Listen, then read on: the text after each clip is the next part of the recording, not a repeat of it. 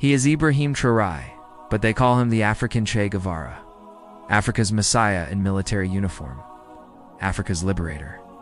These names he earned not because he's Cuban or Argentine, but because, like Ernesto Che Guevara, Ibrahim Traoré has become the face of a revolution.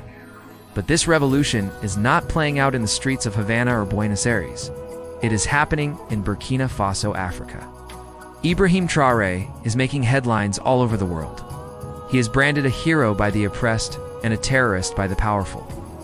Western media calls him a threat, but many Africans call him a savior. Why? Because he dares to speak the truth.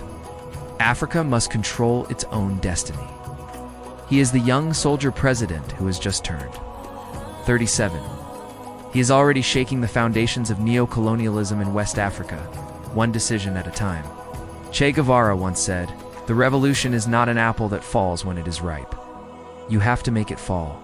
And Ibrahim, he is shaking the apple tree so the apple should fall. A mission to liberate Burkina Faso from the shackles of corruption and foreign domination, and to chart a new course for Africa. A course that steers clear of the pitfalls of foreign influence and centers around self-reliance and Pan-Africanism. But why are we talking about Ibrahim Traoré today? Why do people call him the African Che Guevara? Well, because his story is not just about Burkina Faso.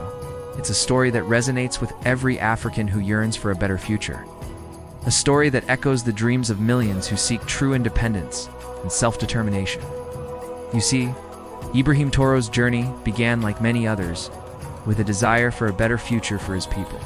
Born in December 1987, he joined the military academy at a young age.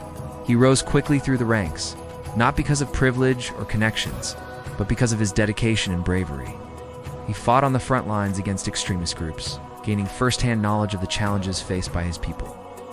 The corruption that plagued the government and the foreign meddling that only worsened their situation. In 2022, he seized power in a military coup, ousting the then-President Paul-Henri Damiba. Some might have expected him to follow in Damiba's footsteps, continuing the trend of military regimes in the region. But Traoré had other plans, reached out to civilians, listened to their grievances, and promised to act. And he did. He made some bold moves, renegotiated the terms with international partners, cut ties with neocolonial agreements, and expelled French forces from the country. These actions were not just symbolic, they were a clear statement of intent. Traoré was ready to chart a new path for Burkina Faso, a path that prioritized the needs and aspirations of his people. But what makes him truly remarkable is not just his political actions. He is a vocal critic of foreign interference in African affairs. He challenges the status quo of neocolonialism, and he does it unapologetically. He reminds us of another revolutionary leader, someone who also dared to challenge the status quo. We're not saying that Ibrahim Traoré is the new Che Guevara. Each leader is unique, shaped by different experiences and circumstances. But what we find fascinating is the parallels in their journeys, the shared commitment to justice, the courage to challenge the powerful, and the vision to create a better future for their people.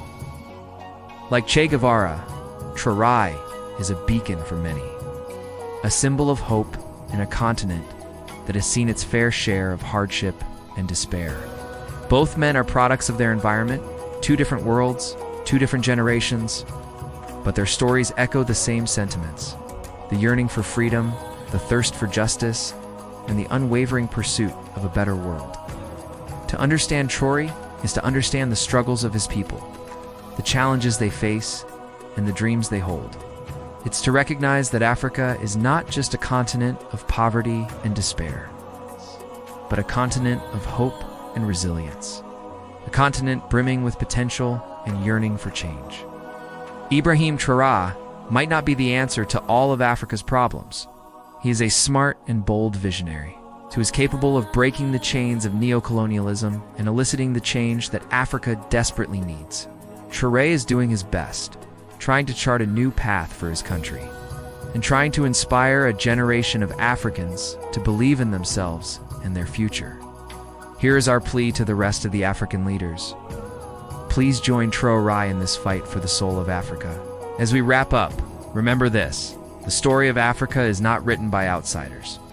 So let's tell our story, a story of resilience, a story of hope, a story of progress. Let's shine our eyes, challenge the status quo, and build the future we want for ourselves. Because, as Ibrahim Traoré reminds us, Africa is ours, and its future is in our hands. Thank you for joining me on this journey. This is not just the story of two men, but it is also a call to every African youth. Shine your eyes, know your leaders, defend your land, build your future. He who feeds you controls you, who liberates you teaches you how to feed yourself. Africa, shine your eyes. Until next time, stay curious, stay critical, and above all, stay hopeful. Hope you liked the video. Make sure to share, comment, and support the channel by subscribing to it.